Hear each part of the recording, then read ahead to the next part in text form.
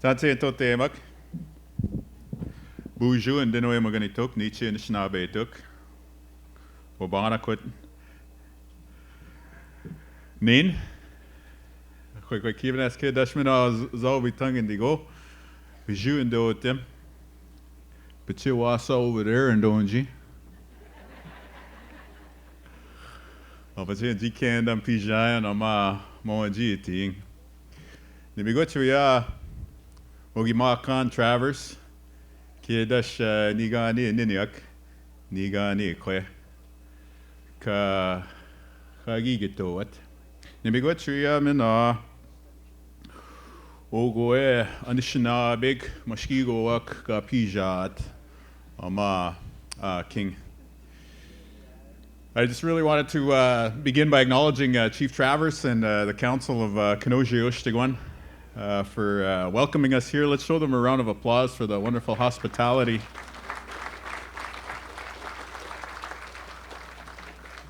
And I see Elder Travers here as well, so I say good morning to you. And I really appreciate the sense of humor that the Chief welcomed me with. It's always good to share some laughs together. And I want to acknowledge the wonderful co-MCs that you have here. Ashley Collingbull just won Miss Universe Canada. It's a remarkable achievement, so congratulations, Ash. We're also very proud of you. And I think anyone who's seen Ashley around the community over the years has really remarked at her powerful public speaking skills and the way she uses her story to inspire people of all ages in our communities, but especially young people and young women. And so I just want to say, not only are we very proud to congratulate you for your newest title, but we're also really proud of the contributions that you make for First Nations and Indigenous youth right across the country. And then of course we have Jennifer here, who's a leader and has done so much, including in Treaty 5, but across the north and across Manitoba. And I know, in particular, we've spoken many times over the years about justice, the justice system, and the work that we have to do to help young people who are going down a certain path to get onto a more positive way of life. And so it's really good to see Jennifer continuing to step into the leadership role and to fulfill that destiny that she has to kind of do that work. So let's give them a round of applause as well, too. I want to acknowledge all the leaders who are here today. I know that Grand Chief Merrick was here a second ago. I see, I was looking the wrong direction there. Congratulations on your recent re-election. You received a strong mandate, and I think that speaks to the important work that you do. I don't know if Nistao, Willie Moore is here too as well today, but congrats in absentia to him, I guess. And Chief Monias and Chief Kent and all the leaders who are here in the room. Apologies if I don't spot you all right now. I also want to shout out my my bro from the ledge, Ian Bushy. So if you're on the east side of Treaty 5, he is your MLA. And he's also the there we got a raising the roof. Somebody in the back there. He's also the Minister of Municipal and Northern Affairs, as well as Indigenous Economic Development. So you could call him your honorarium too. And I think our sister colleague Amanda Lathman was here as well, but I don't know if she's here this morning too. So shout outs to Amanda because she represents more of the west side of Treaty 5. So they have a little east-west kind of beef going back and forth, which side is best. But me, I'm for all of Treaty 5, east and west. Just kidding.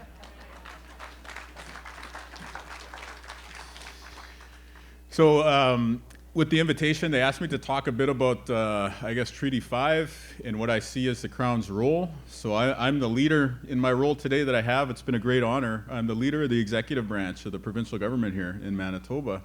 And so I was thinking about it, and I think the best way that I could talk about how I view the treaty relationship is to talk about the medallion that's on the front of the podium here.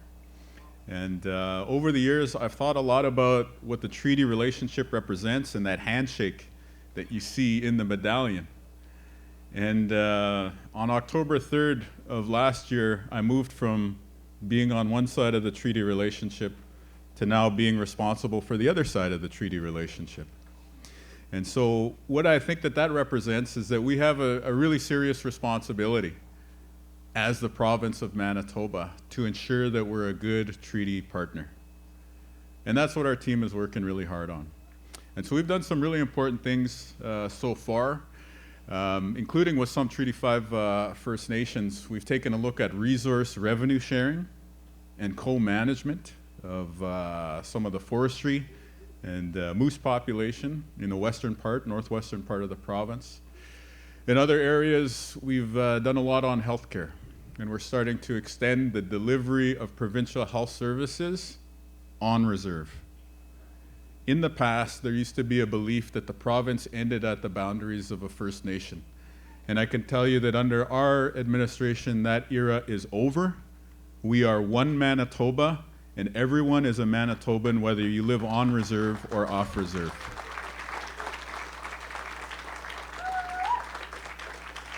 So it's going to take us time to fully build that out and to fully realize that vision. But the idea is that, again, unity. You look at the handshake that's on the medallion, we're all in this thing together. We're all moving forward and pursuing mutual benefit. And so that's really the relationship that we want to have. So working with the leadership who represent the people at the community level.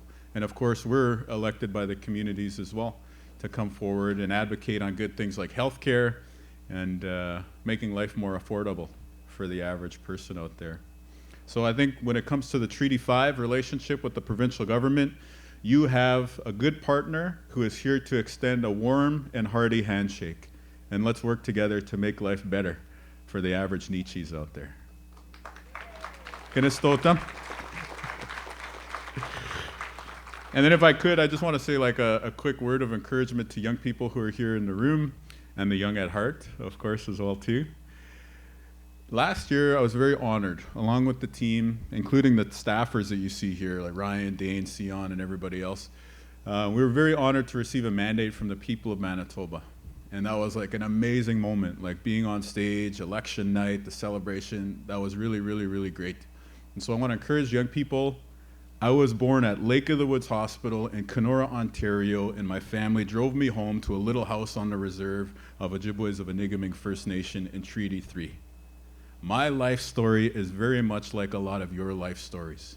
And I was blessed with opportunity and family and community support, but anything that I've done in my life, you can do as well too.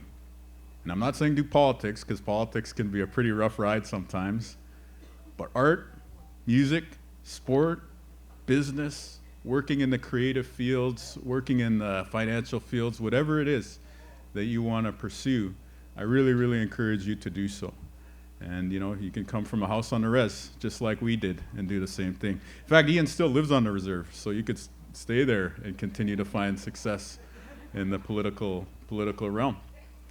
But the other thing that I wanted to say to young people in particular, but again to people of all ages, is that it's not easy. Do something difficult with your life. In fact, 2023 was the victory, but in order to win, first I had to lose. So people like post stuff about our victory on social media in 2023, but I don't know if everybody realizes that I lost a provincial election in 2019 as well. And losing and persevering and getting back on the horse and getting back after it was absolutely essential to being able to do the big, difficult thing later on. Because after I lost the election in 2019, you don't want to know what that feels like. It feels like you've just been dumped. But instead of being dumped by one person, you've been dumped by 1.5 million Manitobans. And then what do you do the next day? You wake up at 6 in the morning, go back on the radio, start building the team, start raising the money, start putting together the plan so that you can win again. And then you do it the next day, and then the next day, and then you do it for 100 days, and you do that for 1,000 days, and you do that for 1,500 days, and then you get a chance to try again after 4 years. So what am I saying? I'm saying if you lose, if you get cut from a team, if you get fired, if you get a rejection letter from a school that you applied to, that is not the end. Keep going. Try again. Get back on the horse day after day, day in, day out. If you persevere, if you keep going, That's when the big victory, that's when the possibility opens up, that's when the win can happen. And so yeah, there's a lot of times in the past where Inukjuak, Anishinaabe, other indigenous people, we've been forced to take some L's, we've been forced to take some losses, but now is the time where we're gonna win. You got big victories all around, you got big wins at the political level, leadership level, so let's be good, let's heal, let's put food on the table, let's be peaceful, gentle, and kind to one another, and let's create a future where young people are achieving wins that we can't even imagine right now. Miigwech Pizindaik. Thank you guys very much for listening.